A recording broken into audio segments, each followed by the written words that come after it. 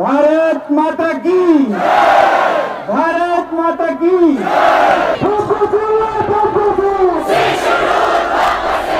21 ദിവസത്തെ നിരാഹാര സമരം തുടങ്ങി.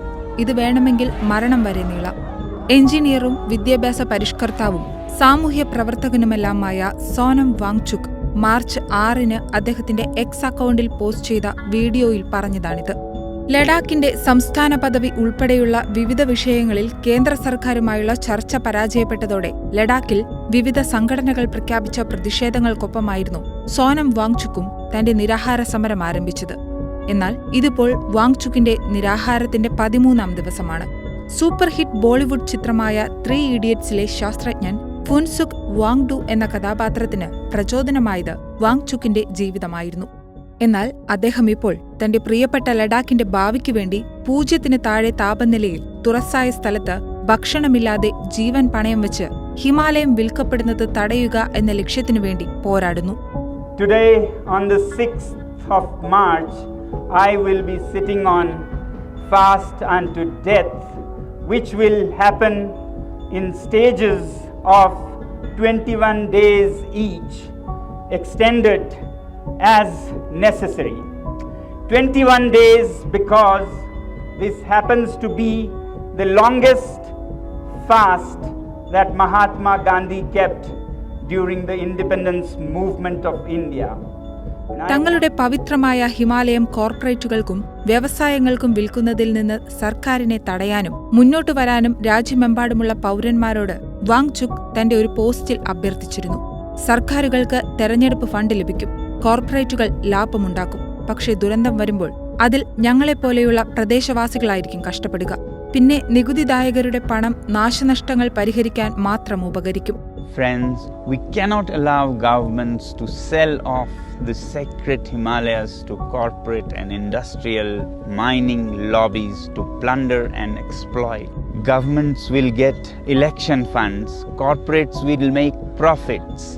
But when disaster strikes, it will be the local people that will suffer, and it will be taxpayers' money that will be spent to repair the damages. So corporates make profits and taxpayers' money goes into making it right again. ലഡാക്കിന് പൂർണ്ണ സംസ്ഥാന പദവി അനുവദിക്കുക, ഗോത്രപദവി നൽകുന്ന ഭരണഘടനയുടെ 6-ാം ഷെഡ്യൂളിൽ ലഡാക്കിനെ ഉൾപ്പെടുത്തുക, തദ്ദേശവാസികൾക്ക് തൊഴിൽ സംവരണം, PSC സ്ഥാപിച്ച് സുരക്ഷിത തൊഴിലവസരങ്ങൾ സൃഷ്ടിക്കുക, കാർഗിൽ ജില്ലകൾക്ക് പാർലമെന്ററി സീറ്റുകൾ തുടങ്ങിയ ആവശ്യങ്ങൾ ഉന്നയിച്ചാണ് വാങ്ചുക്കിന്റെ ഈ പോരാട്ടം നടക്കുന്നത്. ലഡാക്കി എഞ്ചിനീയറും പരിഷ്കർത്താവുമാണ് സോനം വാങ്ചുക്. 1987-ൽ ശ്രീനഗറിലെ നാഷണൽ ഇൻസ്റ്റിറ്റ്യൂട്ട് ഓഫ് ടെക്നോളജിയിൽ നിന്ന് മെക്കാനിക്കൽ എഞ്ചിനീയറിംഗിൽ ബിരുദവും ശേഷം ഫ്രാൻസിലെ ഗ്രനോബിളിലെ ഗ്രേറ്റർ സ്കൂൾ ഓഫ് ആർക്കിടെക്ചറിൽ നിന്ന് 2 വർഷം എർത്ത് ആർക്കിടെക്ചറും പഠിച്ചു. ബിരുദ പഠനത്തിന് ശേഷം 1988-ൽ വാങ്ചുക്കും സഹോദരനും മറ്റ് 5 പേരും ചേർന്ന് students educational and cultural movement of Ladakh ആരംഭിച്ചു. പൂർണ്ണമായും സൗരോർജ്ജത്തിൽ പ്രവർത്തിക്കുന്നതാണ് ഈ ക്യാമ്പസ്. അദ്ദേഹത്തിന്റെ ഈ പ്രവർത്തനങ്ങളിൽ ഏറ്റവും പ്രധാനപ്പെട്ടതാണ് ഐസ് തൂബ. കൊടും തണുപ്പായ ലഡാക്കിൽ ശൈത്യകാലം കഴിയുമ്പോൾ മഞ്ഞുരുകും, പിന്നെ പേരിന് മാത്രം മഴ പെയ്താലായി. ഇക്കാരണം കൊണ്ട് ലഡാക്കിൽ കൃഷി പലപ്പോഴും അപ്രാപ്യമാകുന്നു. എന്നാൽ ഇതിനൊരു പരിഹാരമായാണ് സോനം വാങ്ചുക് ഐസ് സ്തൂപങ്ങൾ ഉണ്ടാക്കിയത്. ശീതകാലത്ത് ജലം സംഭരിക്കുന്ന കോണാകൃതിയിലുള്ള ഈ ഐസ് പർവ്വതങ്ങൾ വേനൽക്കാലത്ത് ക്രമേണ ഉരുകി കാർഷിക ആവശ്യങ്ങൾക്ക് വെള്ളം വിതരണം ചെയ്യുന്നു. 2009-ൽ പുറത്തിറങ്ങിയ ഹിന്ദി ചിത്രമായ 3 ഇഡിയറ്റ്സിൽ അമീർ ഖാൻ അവതരിപ്പിച്ച കഥാപാത്രവും ഇതേ പ്രവൃത്തി ചെയ്യുന്നുണ്ട്. ലഡാക്കി യുവാക്കളുടെ ജീവിത അവസരങ്ങൾ മെച്ചപ്പെടുത്തുന്നതിലും പഠന സമ്പ്രദായങ്ങളിലെ അദ്ദേഹത്തിന്റെ അതുല്യമായ പരിഷ്കരണവും പ്രാദേശിക സമൂഹത്തിലെ ക്രിയാത്മക ഇടപെടലും മുൻനിർത്തി 2018-ൽ വാങ്ചുക്കിന് രമൺ മഗ്സസെ അവാർഡ് ലഭിച്ചു. എന്നാൽ ജീവൻ പണയം വെച്ച് അദ്ദേഹം ഇതിനു മുൻപും നടത്തിയിട്ടുള്ളതും ഇപ്പോൾ നടത്തുന്നതുമായ നിരാഹാര പോരാട്ടത്തെക്കുറിച്ച് നിരവധി ആശങ്കകൾ ഉയരുന്നുണ്ട്. കാരണം ഈ കൊടും തണുപ്പിൽ ഭക്ഷണം ഉപേക്ഷിച്ച് 13-ാം ദിവസമാണ് വാങ്ചുക് ഇപ്പോൾ പിന്നിടുന്നത്. ഗംഗാ നദിയുടെ സംരക്ഷണം ആവശ്യപ്പെട്ടുകൊണ്ട് നിരാഹാരം നടത്തുകയും ഒടുവിൽ മരണം വരിക്കുകയും ചെയ്ത ഗുരുദാസ് അഗർവാളിന്റെ ജീവിതവും പലരും ഇതോടൊപ്പം പരാമർശിക്കുന്നു. ഗംഗാ നദിയിലെ അനധികൃത പദ്ധതികൾ തടയുന്നതിനായി നടത്തിയ നിരവധി നിരാഹാരങ്ങളുടെ പേരിൽ ശ്രദ്ധേയമായ അദ്ദേഹത്തിന്റെ ഉപവാസം 2009-ൽ നദിയിൽ അണക്കെട്ട് നിർമ്മിക്കാനുള്ള പദ്ധതി ഉപേക്ഷിക്കുന്നതിലേക്ക് നയിച്ചിരുന്നു. എന്നിരുന്നാലും ഗംഗയെ ശുദ്ധീകരിക്കാനും സംരക്ഷിക്കാനുമുള്ള സർക്കാർ വാഗ്ദാനങ്ങൾ പാലിക്കണമെന്നാവശ്യപ്പെട്ട് ജൂൺ 22 മുതൽ നിരാഹാരം കിടന്ന ശേഷം 2018 ഒക്ടോബർ 11 അഗർവാൾ മരിക്കുന്നത്.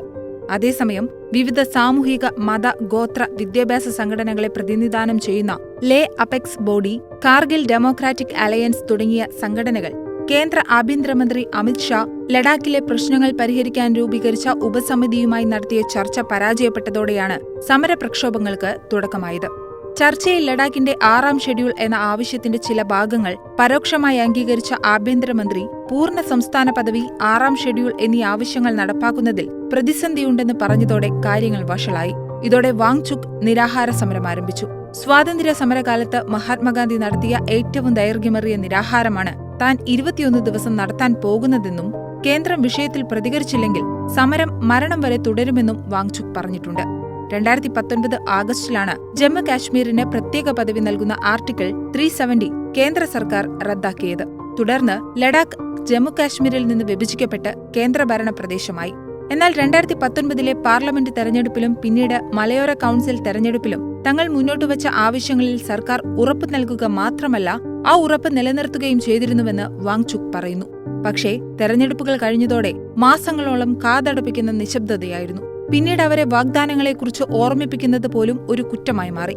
ഒടുവിൽ 4 വർഷത്തിനു ശേഷം 2024 മാർച്ച് 4 അവരുടെ കാലാവധി അവസാനിച്ചപ്പോൾ അവർ വാഗ്ദാനങ്ങൾ പാലിക്കാൻ വിസമ്മതിച്ചുവെന്ന് വാങ്ചുക് ചൂണ്ടിക്കാട്ടി. We are sitting here on this fast to remind the government of India of the promises they have made in different election manifestos in written to safeguard Ladakh in the Himalayas and the fragile mountains and the indigenous tribal cultures that live here under the 6th schedule of the Indian Constitution. However, after 4 years of dilly-dallying, finally on 4th of March, they straightaway declined to fulfill their promises. This is total breach of trust and faith in leaders and governments and elections. If this continues, it will set a very bad precedence for all elections and governments to come. Ladakh Tibetan പീഠഭൂമിയിലാണെന്നും ഹിമാലയം മുഴുവൻ sensitive സോണിലാണെന്നും നമ്മൾ മനസ്സിലാക്കണം. ദക്ഷിണ ധ്രുവത്തിനും ഉത്തര ധ്രുവത്തിനും ശേഷം ഇതിനെ 3ാം ധ്രുവം എന്നാണ് വിളിക്കുന്നത്. കൂടാതെ ഏകദേശം 2 ബില്യൺ ആളുകൾ ആശ്രയിക്കുന്ന ഏറ്റവും വലിയ ശുദ്ധജല സംഭരണിയുണ്ട് ഇവിടെ. ഇത് ഭൂമിയിലെ ജനസംഖ്യയുടെ 25% വരും. തങ്ങളുടെ കോർപ്പറേറ്റ് സുഹൃത്തുക്കളുടെ ലാഭത്തിൽ മാത്രം സർക്കാർ ശ്രദ്ധിക്കുന്നത് സങ്കടകരമാണ്. ഭാവി തലമുറയെക്കുറിച്ച് അവർ ചിന്തിക്കുന്നില്ല, വാങ്ചുക് പറയുന്നു. We must understand that Ladakh on the Tibetan plateau and the entire Himalayas are specially sensitive zone. It is like the water towers. After the south and the north pole, this is called the third pole, has the largest reservoir of fresh water that feeds roughly 2 billion people, 1/4 of the planet's population.